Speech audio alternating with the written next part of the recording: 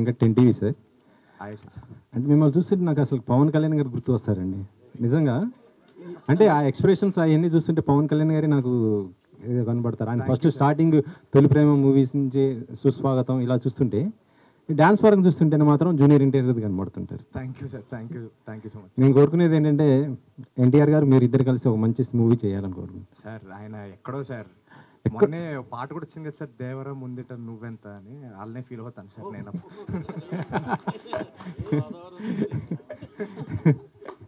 కానీ ఏదో రోజు మీరు కూడా అంత స్టార్ అవుతారండి. Thank you sir. Thank you sir. So అంటే మీకు ఈ కథ చెప్పినప్పుడు అంటే బన్నివాస్ గారికి చెప్పినప్పుడు ఆయన అసలుకి బాగా నవ్వి నవ్వి నవ్వి నొప్పి వచ్చేయండి. మరి మీకు చెప్పినప్పుడు మీకు ఎలా అనిపించింది అసలు? నాకు అలా అనిపించింది కాబట్టి ఈరోజు ఇక్కడ ఉన్నానండి. సో అంజి గారు ఆయన నరేషన్లోనే ఆ పవర్ ఉందండి. అంటే చూసినట్టుగా కనపడుతుంది అనమాట సినిమా. సో ఫస్ట్ ఆయన నరేట్ చేసినప్పుడు బీభత్సంగా నవ్వేశాను నేను కూడా. ఆల్మోస్ట్ ఒక 3 గంటలు విన్నాం కదా సార్ ఆ రోజు నరేషన్. సార్ 3 గంటలైంది సార్, మీరు చెప్పకండి సార్. సో నవ్వుతూనే ఉన్నానండి కంటిన్యూస్గా. అంటే 3 గంటలు చెప్పారని చెప్పట్లేదు, మధ్యలో మేము నవ్వడానికి టైం తీసుకుంటున్నాం కాబట్టి అంతసేపు పట్టింది. సో తప్పకుండా అందరూ ఆడియన్స్ కూడా అలానే ఫీల్ అవుతారు, థియేటర్లో అలానే నవ్వుతారని భావిస్తానండి. వాసు గారికి సార్ యాక్చువల్లీ ఆగస్ట్ 15th మేము పుష్ప 2 అని ఎక్స్పెక్ట్ చేసాం అప్పుడు కదా, అందరం అదే అనుకున్నాం. ఇప్పుడు ఆయుధ అవగొట్టిన తర్వాత ఎలాగా మీరు నన్ను వేసుకుంటారు క్లారిటీ ఉంది. ఫస్ట్ ఆయుధ అవగొట్టారు. అదే అదే సార్. అంటే అంటే ఆ డేట్ని ఇది ఫుల్ఫిల్ చేస్తుందా అనేసి అంటున్నాను. అంటే ఆ రేంజ్లో సినిమా ఆడిద్యా ఎలా ఉంటుంది అనేసి అంటే మీరు అడుగుతున్న క్వశ్చన్లోనే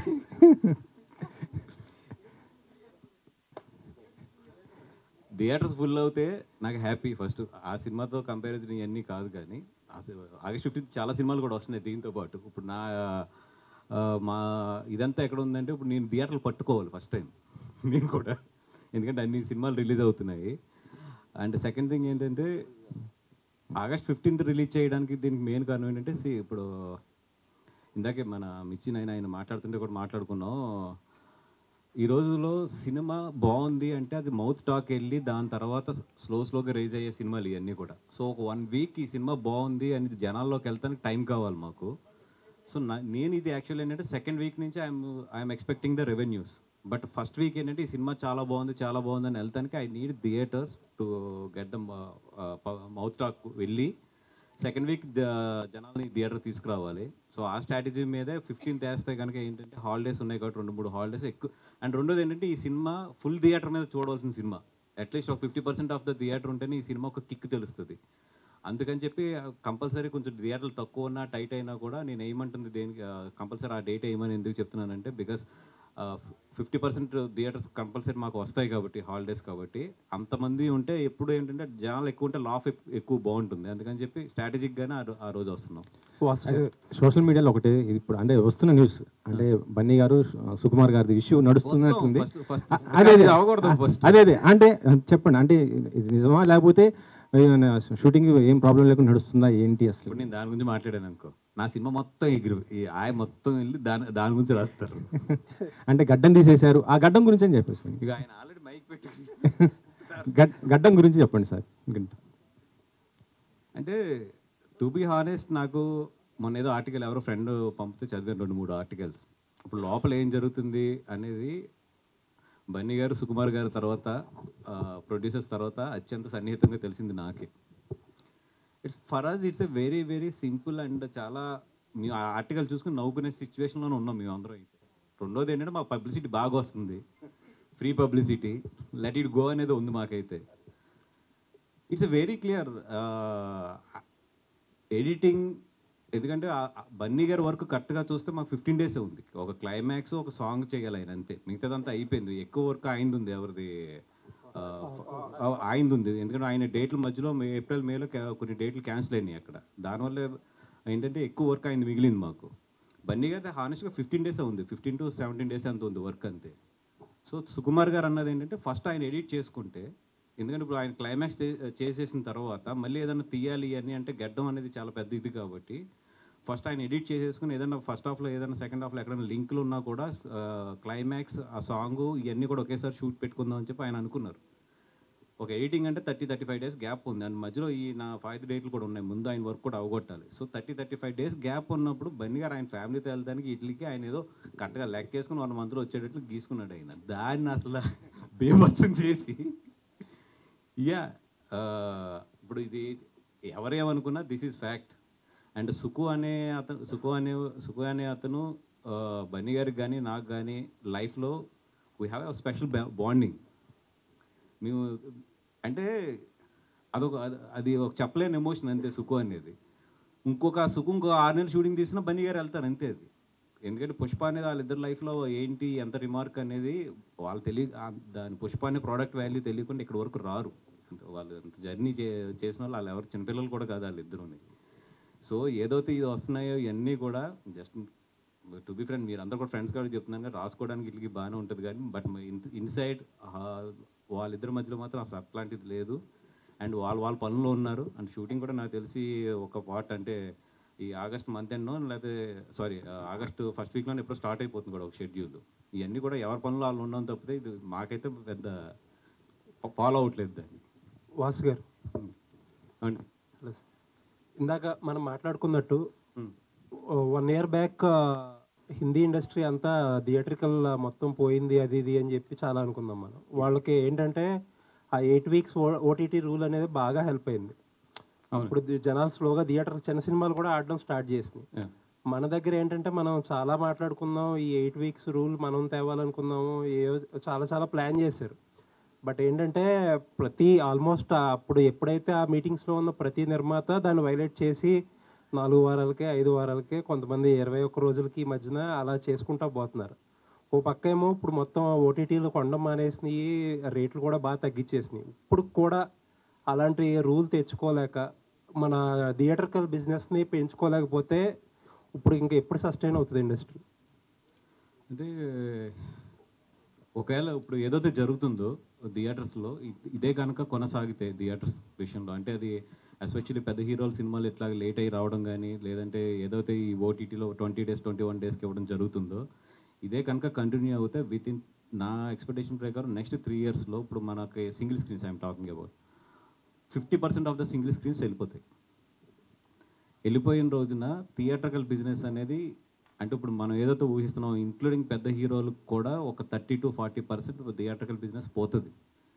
మరి ఇది అందరికీ తెలిసిన విషయమే, ప్రొడ్యూసర్లకు అందరికీ తెలిసిన విషయమే, మీడియాకి తెలిసిన విషయమే, అందరికీ తెలిసిన విషయమే. థియేటర్ సిస్టమ్ అనేది ఒక పక్కన కిల్ అయిపోతుంది అనేది.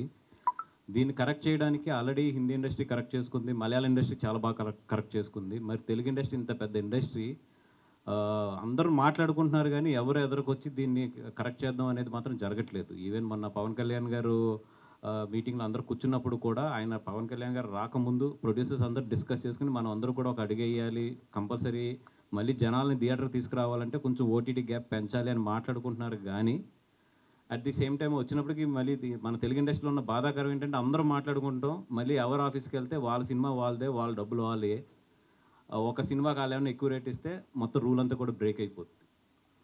ఇది ఒక ఛాంబర్ కూర్చుని ఒక థియేటర్స్ దగ్గర నుంచి ఎగ్జిబిటర్స్ కూడా కూర్చుని వీళ్ళందరూ కలిసి కట్టుగా దీన్ని ఒక ఎదరికి తీసుకెళ్తే తప్పితే ఇది అవ్వదు.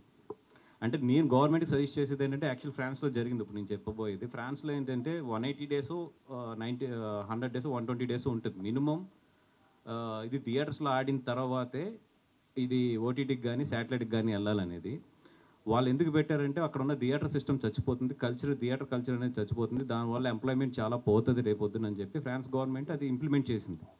అట్లాగైతేనే వాళ్ళు ఇచ్చిన రేట్ బెనిఫిట్ కూడా అప్లై అవుతుందని చెప్పి అక్కడ కండిషన్ ఉంది. వాళ్ళు ఏదైతే థియేటర్స్కి రేట్స్ ఇస్తారో అట్లాంటిది ఏదైనా సిస్టమ్ కనుక మన గవర్నమెంట్ తీసుకొచ్చి ఇన్ని రోజులు కంపల్సరీ థియేటర్లో ఆడాలి, దాని తర్వాత నుంచే అదైతేనే రేట్స్ బెనిఫిట్ ఉంటుంది అని ఇలాంటి సిస్టమ్ ఏదైనా తీసుకొస్తే తప్పితే ఇక్కడ కరెక్ట్ చేయడం చాలా కష్టం. ఇక్కడ అంటే ఫ్యూ మంత్స్ బ్యాక్ మన ఇండస్ట్రీ నుంచి కొంతమంది రేవంత్ రెడ్డి గారిని కలిశారు. నాకు తెలిసిన దాన్ని బట్టి ఏంటంటే ఇండస్ట్రీకి ఏమేమి కావాలో ఒక మీ అందరూ మాట్లాడుకుని ఒక లిస్ట్ ఒకటి తీసుకుని రండి చూద్దాం, అంటే చేస్తారో చేయరో అన్ని తర్వాత విషయాలు కానీ తీసుకురండి అని అడిగారంట. ఈవెన్ పవన్ కళ్యాణ్ గారితో సహా కొన్ని ఇంపార్టెంట్ విషయాలు డిస్కస్ చేశారు. మీరు ఒక ప్రపోజల్ పట్టరండి అని. ప్రతి ఒక్కళ్ళు ప్రపోజల్ అడుగుతున్నారు. ఆ ప్రపోజల్స్ కూడా మీరు మాట్లాడుకుని మళ్ళీ తీసుకెళ్ళడంలో కూడా డిలే జరుగుతుంది అంటున్నారు. అవునండి, ఇది ఎగ్జాక్ట్లీ మీరు చెప్పింది రైట్. కళ్యాణ్ గారు కూడా చాలా క్లియర్గా ఆయన చెప్పింది ఏంటంటే మీరు అందరూ అనుకుని ఇండస్ట్రీకి బెనిఫిట్ అయ్యే అంటే ఇండస్ట్రీ కలకాలం బాగుండాలి, అట్ ది సేమ్ టైం జనాలను కూడా మీరు దృష్టిలో పెట్టుకుని, ప్రేక్షకులందరూ కూడా దృష్టిలో పెట్టుకుని ఎట్లాగా ఈ రెండింటి మధ్యలో బ్యాలెన్స్ చేస్తారో అది బ్యాలెన్స్ చేసి తీసుకురండి అని చెప్పి ఆయన మీరు ప్రపోజల్స్ తీసుకురండి, దేంట్లో ఏది సాధ్యం ఏది అసాధ్యం అనేది నేను ఆలోచిస్తాను, డెఫినెట్గా నేను చంద్రబాబు నాయుడు గారితో మాట్లాడి ఎదురు తీసుకెళ్తానని కూడా చెప్పారండి. అయితే ఏంటంటే అక్కడి నుంచి వచ్చిన తర్వాత ఆ మీటింగ్ జరగలేదు యాక్చువల్లీ. మొన్న కూడా చాలామంది ప్రొడ్యూసర్స్ కలిసినప్పుడు కూడా అనుకున్నాము. అదేంటంటే ఇప్పుడు దిల్ రాజు గారు, అరవింద్ గారు, మన సురేష్ బాబు గారు లాంటి వాళ్ళు కొంచెం ఏంటంటే అది ఇనిషియేట్ తీసుకోవాలి, తీసుకుని దాన్ని ఎదురు తీసుకెళ్తే డెఫినెట్గా, ఎందుకంటే అక్కడ కూడా ఇప్పుడు ఫ్రెండ్లీ గవర్నమెంట్ ఉంది ఇండస్ట్రీకి, ఇక్కడ రేవంత్ రెడ్డి గారు కూడా ఇండస్ట్రీలో మంచి మంచి రిలేషన్స్ ఉన్నాయి. ఇంకా ఇంత మంచి టైంలో కూడా మన ఇండస్ట్రీ నుంచి చేయించుకోలేకపోతే అది ఇంకా మన ఇండస్ట్రీ దురదృష్టం అని చెప్పుకోవాలి అంతే. అది థ్యాంక్ యూ. గత కొద్ది కాలంగా come to the cinema. Okay, అంటే కొద్ది కాలంగా చూస్తుంటే మీరు అందరము పెద్ద హీరోలతోని సినిమాలు చేసి తక్కువ లాభాలు సంపాదిస్తున్నారు. మీరు మాత్రం చిన్న హీరోలతోని చిన్న హీరోలతోని తర్వాత సినిమాలు తీసి పెద్ద విజయాలు సాధిస్తున్నారు. ఏంటంటే ఆ సీక్రెట్? సారీ, నేను నాకు అడగడానికి నేను లేదు, సింపుల్గా అడగండి సార్. అంటే అందరూ పెద్ద హీరోలతోని భారీ బడ్జెట్ సినిమాలు తీసి తక్కువ లాభాలు నష్టాల్లో అట్లా ఉన్నాయి, కానీ మీరు మాత్రం చిన్న బడ్జెట్ సినిమాలు చిన్న హీరోలతోని అప్కమింగ్ హీరోలతో సినిమాలు చేసి భారీ లాభాలు సాధిస్తున్నారు. ఏంటండి ఆ ప్లానింగ్? అంటే ఇప్పుడు కల్కి లాంటి సినిమాలు కానీ ఇవన్నీ కూడా వాళ్ళు పెద్ద అమౌంట్ పెట్టి పెద్ద రిస్క్ తీసుకుని పెద్ద ప్రాఫిట్లే తీసుకుంటున్నారు. బట్ మేము అనుకున్నది ఏంటంటే ఆఫ్టర్ కరోనా ఎప్పుడైతే వచ్చిందో, అంటే అలా వైకుంఠపురం అయింది కరెక్ట్గా అప్పుడే మాకు అయిన తర్వాత ఎప్పుడైతే కరోనా వచ్చిందో అరవింద్ గారు చేసిన సజెషన్ ఏంటంటే ఈ 3-4 years is a testing period. ఎటు వెళ్తుంది ఇండస్ట్రీ, ఎలా వెళ్తుంది ఏంటి అనేది. ఈ టైంలో ఐ డోంట్ వాంట్ రిస్క్, పెద్ద మనీ నేను రిస్క్ చేయలేను, సో స్లో అండ్ స్టడీగా వెళ్ళండి అని. ఇప్పుడు మేము ఏదైతే స్టడీ ఈ 3 ఇయర్స్ కొంచెం స్లోగా వెళ్తూ స్టడీ చేసుకుంటూ వెళ్ళాము. ఇప్పుడు Thandel is a big budget, నాకు నియర్లీ 75+ అవుతుంది అది. సో ఈ జనాలకి ఏం నచ్చుతుంది, జనాలకి ఏం ప్రజెంట్ చేస్తే థియేటర్కి వస్తుంది, జనాలకి ఏం ప్రజెంట్ చేస్తే టికెట్లు తగ్గుతున్నాయో ఒక చిన్న అండర్స్టాండింగ్ అయితే ఇప్పుడు వచ్చింది. So now we are starting again. అంటే ఆయిల్లో మన నితిన్ తీసుకోవడానికి ఏంటంటే ఆ కాన్ఫిడెన్స్? అంటే ఆ కథకు తగ్గ హీరోనా, లేకపోతే సబ్జెక్ట్ డిమాండ్ చేయడం వల్ల ఎవరైనా పర్లేదు అనుకున్నారా? అంటే నేను మ్యాడ్ బిఫోర్ రిలీజ్ విన్నానండి, సినిమా చాలా బాగుంటుంది 100% అని.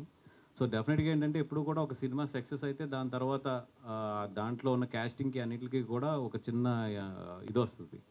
అట్ ద సేమ్ టైం దీనికి ఒక ఫ్రెష్ అయితే బాగుంటుంది, టైమింగ్ కానీ ఇవన్నీ కూడా అంటే జనాలు ఎక్స్పెక్ట్ చేయని ఒక టైమింగ్ ఏదన్నా ఉంటే బాగుంటుంది అనుకుని, అందుకనే ఇప్పుడు అంకిత్ని కానీ కసిరెడ్డి టైమింగ్ కూడా ఈ సినిమాలో తన అంత ముందు టైమింగ్స్కి అన్నా కూడా చాలా డిఫరెంట్గా ఉంటుంది. డెఫినెట్గా అంకిత్కి అయితే ఈ సినిమా తర్వాత తన లైఫ్లో గుర్తుండిపోయే సినిమా మాత్రం అంకిత్కి ఇది ఒకటి అవుతుంది.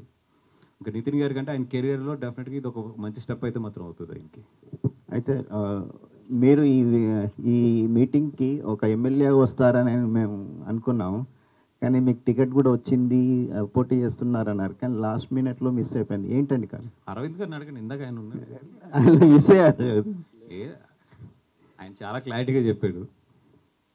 2029 వరకు కంపెనీ మొత్తం ట్రైన్ చేసి మొత్తం ఎస్టాబ్లిష్ చేసిన తర్వాత నువ్వు స్టెప్ తీసుకో. నేనేమన్నా, నేనే అప్పుడు కాలితే ఎలక్షన్ మొత్తం ఖర్చు కూడా నేనే ఇస్తాను, కానీ ఈ లోపల ఎంత కాలేరు కొడతాను అన్నాడు ఆయన. సో అది అలా అని కూడా కాదు, కానీ అది నాకు కూడా న్యాయం అనిపించలేదు. ఎందుకంటే ఇప్పుడు విద్యాక కానీ వీళ్ళందరూ వచ్చారు, దే నీడ్ 1-2 ఇయర్స్ టైం ఉంటుంది వాళ్ళకి ఇంకా ట్రైన్ అంటే ఐ మీన్ ఎస్టాబ్లిష్ అవ్వాలి. అవన్నీ అయ్యి కంపెనీ కరెక్ట్గా ఒక గాడిలో పడిపోయింది అన్న తర్వాత డెఫినెట్గా నేను మాత్రం అటు సైడ్ కాల్ తీసుకుంటాను. పవన్ కళ్యాణ్ గారిని అడిగారండి టికెట్ ఇవ్వమని, లేకపోతే ఆయన ఏమైనా ఆఫర్ చేశారా? అంటే 2019లోనే ఆయన ఒకటే చెప్పారు నాకు, పాలకొల నుంచి నువ్వు వెయ్యి అన్నారు ఆయన 2019లోనే. అంటే సార్ నేను ఇంకా చిన్నపిల్లని కదా ఏదంటే, నువ్వు అలా ఆలోచించుకు ఓడిపోయినా పర్వాలేదు, బట్ నువ్వు ఒక క్యాండిడేట్ అవుతావు, భయపడకు, ఫస్ట్ స్టెప్ అయ్యి ఏదైతే అవుతుంది ముందు ధైర్యంగా అయితే ఎదరికెళ్ళు అన్నారు. కానీ నాకు ఆ రోజు నిజంగా ధైర్యం సరిపోలేదు. అలాగే ఈ ఎలక్షన్ బిఫోర్ ఆయన నాతో మాట్లాడినప్పుడు కూడా ఏంటి ఇంకా టైం తీసుకుంటావా అన్నారు, ఒక్క మాట అంతే. అంటే నేను అరవింద్ గారితో మాట్లాడాలి సార్ అంటే ఆయనకు అర్థమైపోయి సరే నువ్వు ఇండివిజువల్ డెసిషన్ తీసుకునే రోజు నా దగ్గరికి రా అన్నాడు ఆయన, అంతే. ఓకే. నితిన్ గారు హాయ్ అండి. Hi sir. మీరు సిటీ బాయ్, హైదరాబాద్లోనే పెరిగారు. ఈ కథలో చూస్తే ఒక పల్లెటూరులో అమలాపురం సరౌండింగ్లో బాయ్ క్యారెక్టరు, ఈ క్యారెక్టర్లో మీరు చేయడానికి ఎన్నో వర్క్షాప్స్ అయినా చేశారా? ఎలా ఇన్వాల్వ్ అయ్యారు? లాంగ్వేజ్ కూడా ఎలా? లేదు సార్, మీరు అందరూ కొత్త కాబట్టి నన్ను ఈ మధ్య చూస్తారు కాబట్టి అలా ఉంది, కానీ నా క్లోజ్ ఫ్రెండ్స్ అడిగితే చెప్తారు సార్ నేను ఎంత చీప్ లత్కూరగాడను. సో సో ఈ కథకి నేనే కరెక్ట్ అని నాకే అనిపించింది. భాష, ఆ లాంగ్వేజ్, ఆ యాసని ఎట్లా నేర్చుకున్నావు? సార్ అంటే చాలామంది వెక్కిరిస్తూ అవి ఇవి చేస్తూ అన్ని భాషల పైన కొంచెం అవగాహన ఉంది సార్. అంటే రాయలసీమ యాక్సెంట్ పైన మా అమ్మమ్మ సైడ్ వాళ్ళని వాళ్ళందరిని ఆడుకునేవాడిని. ఆ తర్వాత కొంతమంది ఫ్రెండ్స్ ఉండేవాళ్ళు గోదావరి సైడ్ వాళ్ళు, వాళ్ళందరినీ రెచ్చగొట్టకు అలా అని ఆడుకునేవాడిని. సో అలా ఆడుకుంటూనే తెలియకుండా వచ్చేసింది సార్. ఓకే అండి. అంజి గారు, డైరెక్టర్ గారు, మిమ్మల్ని అడుగుతాను. మాది కూడా గోదావరి. అయితే ఓకే, ఇందాక సాంగ్లో చూస్తే నాకు ఒక పోస్టర్ కనపడింది. మన అమలాపురం, గోదావరి, తూర్పుగోదావరి అంటే ఆర్కెస్ట్రాకి అంబాజీపేట బాగా ఫేమస్. అంబాజీపేట ఇది ఉంటుంది బ్యాండ్, కానీ మీరు భీమవరం మోహన్ తీసుకొచ్చారు ఆర్కెస్ట్రా. భీమవరం లింక్ ఏంటి? వాసి గారు, బన్నీ వాసి గారు ఏమైనా చేశారా? అది కాదు సార్, అది భీమవరం కాదు, వేమవరం. మోహన్ ఆర్కెస్ట్రా భీమవరం. మామూలుగా పెట్టామండి, యాక్చువల్ పేరు బాగుందని. అంజి గారు మీరు నిజంగా తెలీదు, ఉందా మోహన్ మోహన్ ఆర్కెస్ట్రా భీమవరం? మంచి పబ్లిసిటీ అవుతుంది సార్. అంబాజీపేట అది ఈస్ట్ గోదావరి కదా, అమలాపురం. నాకు తెలియదండి, మామూలుగా ఎవరో మా అసిస్టెంట్ గారు పెట్టినట్టున్నాడు. అంటే అప్పుడు ఈస్ట్ గోదావరి అండి, ఇప్పుడు అంటే మీరు అమలాపురం జిల్లా అంటున్నారు, కానీ అదే తూర్పుగోదావరి జిల్లా. అది వెస్ట్ గోదావరి ఉంది, భీమవరం ఉంది, భీమవరం. అది మనకు తెలియదు సార్. అంజి హాయ్ అండి. హాయ్, నా పేరు రాధా అండి. ఓకే. ఆధాన్ మీడియా నుంచి అండి. Okay okay. హాయ్, మాది అమలాపురం అండి. ఓ అంజి గారు, మేము తిరిగిన వీధులంటా మీరు సినిమా చూపించారు, చాలా హ్యాపీ అండి, చాలా సంతోషం. అమలాపురంలో ఎక్కువ మోహన్ ఆర్కెస్ట్రా పెడతారు. ఏదైనా ప్రోగ్రామ్ మన నవరాత్రులు జరుగుతుంటే ఆ కోణంలో పెట్టారేమో అనుకున్నాను నేను. Okay okay. ఎక్కువ మోహన్ ఆర్కెస్ట్రాని తీసుకెళ్ళి అక్కడ పాటలు పాడిస్తారు. Okay okay. ముందుగా ఆయ్ అనే సినిమా మన గోదావరి జిల్లాలో తీసినందుకు వాసు గారికి కూడా కంగ్రాచులేషన్స్. గోవాలో తీసిన సినిమా అయినా అట్టర్ ఫ్లాప్ అవ్వచ్చు, కానీ గోదావరి పరిసరాల్లో తీసిన సినిమా ఫ్లాప్ అవ్వదు. ఇది చాలా గోదావరి చాలా మంది ఉన్నట్టున్నారు. దాని గురించి మీరు ఏమంటారు? అసలు గోదావరి పరిసర ప్రాంతాల్లో తీసిన సినిమా, భీమవరంలో నుంచి కానీ అక్కడ వెటకారం అదంతా. లాస్ట్ టైం ఒక సినిమా ప్రభాస్ గారి ఏదో చాలా తక్కువ ఆడిన సినిమా, అప్పుడు మా ఓడు అంటాడు భీమవరంలో ఒకడు, ఒరే ఆయన తీసుకెళ్ళి మొగల్తూరు కాలగట్ట అంటే తీసుకెళ్ళి నరసాపురం ట్రైన్ ఎక్కిస్తే సూపర్ హిట్ అయిపోతారు సినిమా, అక్కడ దాకా ఎందుకు తీసుకెళ్ళారా అన్నాడు. అంటే సినిమా ప్యాషన్ మన ఏరియాలో ఎక్కువ ఉంటుందండి. ఇద్దరు ఫ్రెండ్స్ కలిస్తే టీ తాగుతూ మాట్లాడుకోరు, సినిమా చూస్తూ మాట్లాడుకుంటారు.